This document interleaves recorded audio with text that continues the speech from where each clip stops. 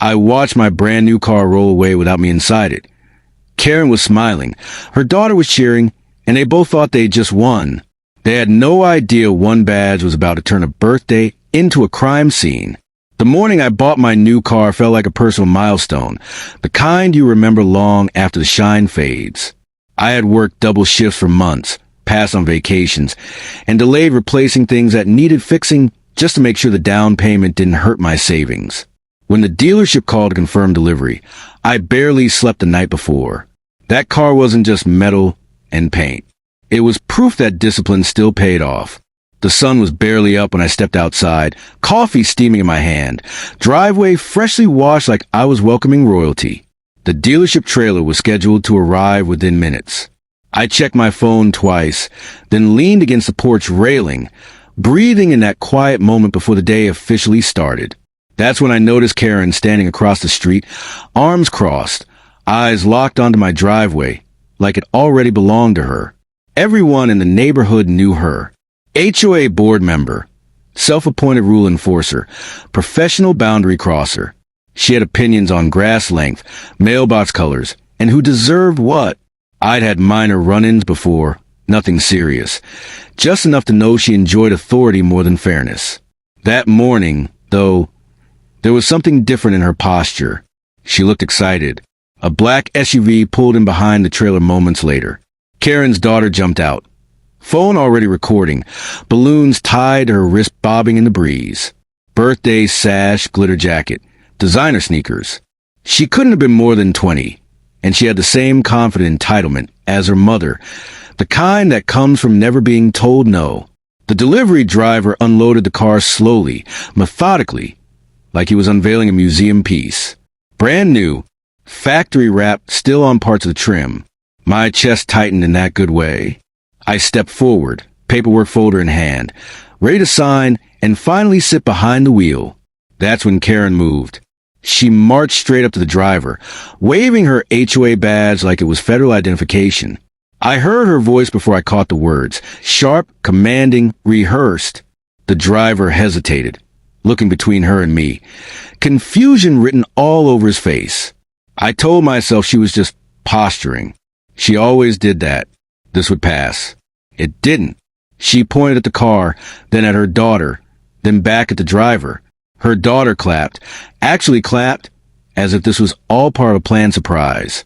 I closed the distance quickly and told the driver to hold on, that the car was mine, that I had the purchase agreement right there. Karen turned to me slowly, smiling the way someone smiles when they think they've already won. She said the HOA had temporarily reassigned the vehicle due to a community concern. I laughed, genuinely thinking she was joking. No HOA on earth had authority over a privately purchased vehicle, and certainly not over a dealership transaction. Her smile didn't fade. She said it was her daughter's birthday. She said the community wanted to celebrate. She said I could sort it out later. Then she told the driver to release the vehicle to her daughter immediately or risk an HOA fine for trespassing violations. The driver froze. He wasn't paid enough for this. I could see the calculation behind his eyes. Angry homeowner versus loud HOA official. He asked for clarification, for paperwork, for anything official. Karen stepped closer, lowering her voice just enough to sound dangerous. I didn't hear what she said, but I saw the result. The driver unlocked the car. My stomach dropped. Her daughter squealed, jumped into the driver's seat, and slammed the door shut like she'd been waiting her whole life for this exact moment. Karen patted the hood affectionately, then looked straight at me and said, "Consider a community loan." I told them both to stop. I told the driver this was theft. I told Karen she was making a massive mistake. Neighbors had started to gather. Phones out, murmurs spreading like ripples in a pond. Karen loved an audience. She thrived on it. She announced loudly that the HOA would handle any disputes and that the car was now in temporary custody. Temporary custody. Like it was a lost dog, not my property. The engine started. Hearing it come to life without me inside felt like being punched in the chest. The sound was smooth, powerful, everything I had dreamed of. Her daughter revved it once, laughing, balloons bouncing wildly as she rolled forward. I stepped into the driveway, blocking the path. Karen yelled. Her daughter honked. Someone shouted my name.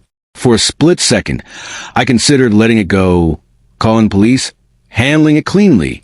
But then Karen leaned out the window and told her daughter to go around me. That was the moment it crossed from absurd to criminal. I stepped aside, not because I was afraid, but because I needed this to happen exactly as it was happening. I needed witnesses. I needed proof. I watched as my car exited my driveway and disappeared down the street, birthday balloons trailing behind it like a parade mocking me. Karen didn't even pretend to apologize. She told me to file a complaint with the HOA office and wish me a nice day. Then she followed her daughter's car, SUV peeling away like nothing had happened. The neighborhood buzzed with disbelief. People asked if I was okay, if I wanted to call someone, if this was real. I thanked them, went inside, and locked the door. My hands were shaking, but my mind was clear. I didn't call the police yet. Instead, I opened my safe. The badge rested exactly where I left it, clean, polished, heavy with responsibility. I hadn't flashed it in years outside of work. I preferred staying under the radar, letting my job speak for itself when it needed to. But this wasn't about ego. This was about stopping someone who thought authority was a costume she could put on and take off whenever it suited her. I clipped the badge onto my belt, grabbed my jacket, and headed back outside. Karen had made one fatal assumption. She thought I was just another homeowner she could bully. She thought the HOA rules insulated her from consequences. She thought birthdays excused theft. She was wrong on every count. And as I got into my truck and turned the key, I knew one thing with absolute certainty. That birthday ride was going to be very short. I didn't rush. That was the first thing people never understood about situations like this. When emotions ran hot, slowing down was the fastest way to regain control. I pulled out of my driveway calmly, neighbors parting like spectators after an accident, all of them watching to see what would happen next. Some of them knew what I did for a living. Most of them didn't. Karen certainly didn't, and that ignorance was about to become her biggest problem. I followed the direction they'd gone, keeping a safe distance, not interested in escalating things on the road. My phone buzzed nonstop with texts from neighbors who had already pieced together that something was seriously wrong. Videos were circulating. Karen yelling. The driver unlocking the car. The balloons. Every second added weight to the case. She was building against herself. I called it in, not as a favor, not as a shortcut, but as a report. Stolen vehicle. Suspect known. Location approximate. I used my regular voice, not the one people expected from movies. Calm, factual, precise. Dispatch acknowledged immediately. Units were already nearby. That was a thing Karen never grasped about real authority. It wasn't loud. It didn't threaten. It moved quietly and efficiently. I spotted the car 3 blocks away, pulled over near the community park. Birthday decorations were already set up. Folding tables, streamers tied to trees, a banner stretched between 2 lampposts. Happy birthday in oversized letters. Karen's daughter was standing beside my car, phone in hand, filming herself in front of it like it was a trophy. Karen hovered nearby, directing people, basking in attention. I parked across the street and watched for a moment. The audacity was impressive. They hadn't even tried to hide it. In Karen's mind, the car was already theirs, legitimized by confidence alone. She believed that if she acted like she belonged, reality would eventually bend to accommodate her. It had worked before. It wouldn't work today. I stepped out of the truck and crossed the street. Karen saw me immediately. Her smile tightened, eyes narrowing as if annoyed I hadn't stayed home licking my wounds. She walked toward me, hands raised in mock peace. She said we could talk like adults. She said today was about family and celebration. She said I was embarrassing myself. I told her she was in possession of stolen property. She laughed, loudly, performatively. People nearby chuckled with her, assuming this was some petty HOA dispute they didn't need to worry about. Karen turned to them and announced that everything was under control, that the car situation had been handled internally. Internally. Like theft could be solved by committee. Her daughter rolled her eyes and climbed back into the car, turning the music up, bass thumping across the park. That was when I saw it clearly. The license plate frame still had the dealership logo. Temporary registration sticker on the windshield. Everything intact. Untouched. Perfect evidence. I told Karen one last time to have her daughter step out of the vehicle. She leaned in close, lowering her voice so only I could hear. She told me I'd regret pushing this. She told me the HOA had friends. She told me people like me always back down eventually. She smelled like expensive perfume and certainty. I smiled, not because it was funny, but because I finally understood how completely she'd misjudged the situation. I reached into my jacket and unclipped the badge, holding it low at first, letting the metal catch the sunlight. Karen's eyes flicked down instinctively. Her face changed. Not all at once. First confusion, then calculation, then something colder. She asked me where I'd gotten it, voice suddenly less confident. I told her who I was. I told her my badge number. I told her this conversation was over. She took a step back. People noticed. Whispers spread. Phones shifted angles. Karen's daughter paused her music, looking between us, irritation creeping into her expression. Karen tried to recover, raising her voice again, accusing me of intimidation, of abusing power, of ruining her daughter's birthday. I told her she was free to make any complaint she wanted after returning my car. She refused. That was when the first patrol car pulled in. Lights on. No siren. Calm. Controlled. A second followed moments later, then a third. Officers stepped out, hands resting casually on their belts, eyes already assessing the scene. Karen's confidence cracked like thin ice. She started talking fast, pointing, explaining, reframing. Her daughter stepped out of the car slowly, birthday sash slipping off one shoulder. An officer approached me first, professional courtesy without favoritism. I briefed him quickly. Purchase documentation, video evidence, witnesses. He nodded, already aware. Dispatch had done their job. They separated Karen and her daughter, asked for statements, asked for identification. The party decorations suddenly looked ridiculous under flashing lights. Balloons sagged. Music stopped. The banner fluttered uselessly in the breeze. Karen tried to assert HOA authority again. The officer shut it down immediately. HOA rules did not supersede criminal law. Theft was theft. She was informed of that clearly, firmly, and without drama. Her daughter started crying. Not quiet tears. Loud, indignant sobs about how unfair it was, how it was her birthday, how she hadn't known the car wasn't a gift. Karen snapped at her to stop talking. Too late. Everything was being recorded. They asked me if I wanted to press charges. I said yes. That single word landed harder than any shout ever could. Karen's shoulders slumped. Her mouth opened, then closed. She looked around, searching for support that wasn't there. Neighbors who'd once nodded along now avoided her gaze. The officer informed her she was being detained pending further investigation. Her daughter screamed. Karen demanded a lawyer. Hands were cuffed. Not roughly, not dramatically. Just enough to remind her that authority was not a costume you could borrow. The car was returned to me on the spot. I walked over, ran my hand along the hood, and opened the driver's door for the first time. The interior smelled new, untouched. I sat down, heart finally catching up to my body. An officer asked if I was okay to drive. I nodded. As I pulled away, I passed the party area one last time. Decorations half down, guests dispersing. Karen's daughter sitting on the curb, mascara streaked. Birthday ruined in a way she'd never forget. In the rearview mirror, I saw Karen being placed into the back of a cruiser. The badge hadn't ended the birthday. The truth had, and it was only the beginning. I thought getting my car back was the end of it.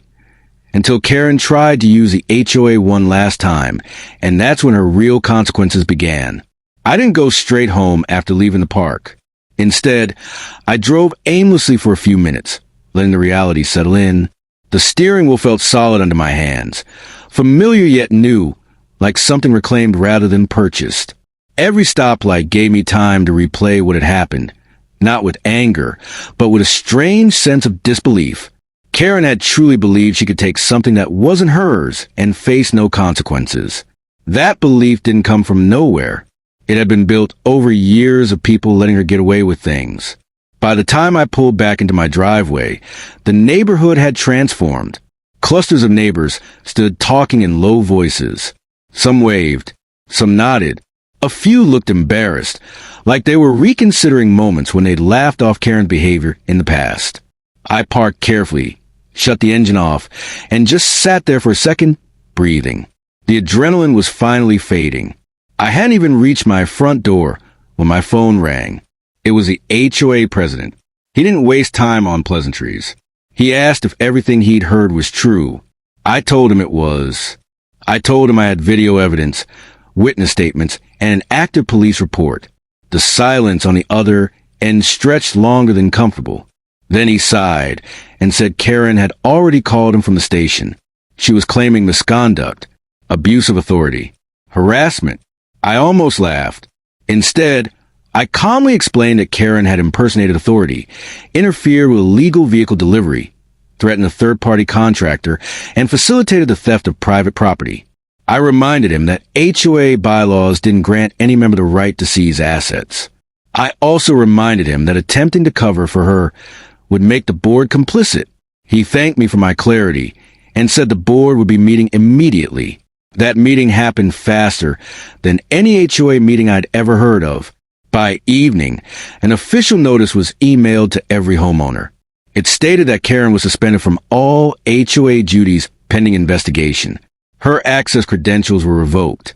Her ability to issue notices, fines, or directives was terminated effective immediately. The language was stiff, legal, and unmistakably defensive. Karen had gone from neighborhood tyrant to liability in less than 12 hours. The next day, I was contacted by a detective handling the case. He asked for a formal statement and copies of all footage. I provided everything. He told me Karen had doubled down during questioning, insisting the HOA had implied authority and that she'd acted in the community's best interest. When asked where that authority was written, she couldn't produce anything. Her daughter's statement was less confident. She admitted her mother told her the car was taken care of. She admitted she didn't ask questions. She admitted she'd driven it willingly. Ignorance, it turned out, was a shield, especially when the theft was broadcast across half the neighborhood. Charges were filed. Unauthorized use of a motor vehicle, criminal coercion, impersonation, interference with commerce. Each count stacked neatly on top of the last. Karen was released later that day, not victorious, not defiant, but quiet. No social media posts. No neighborhood emails. No door-to-door spin campaign. For the first time, she had nothing to stand on. Her daughter didn't leave the house for days. The HOA meeting that followed was standing room only. I attended, not as an officer, not flashing anything, just as a homeowner. Karen wasn't there.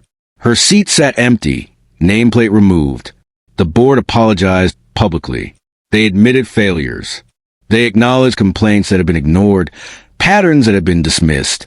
They asked if anyone wanted to speak. I stood. I didn't raise my voice. I didn't threaten lawsuits. I didn't even mention my badge. I talked about boundaries, about what happens when authority goes unchecked, about how rules were meant to protect, not empower ego.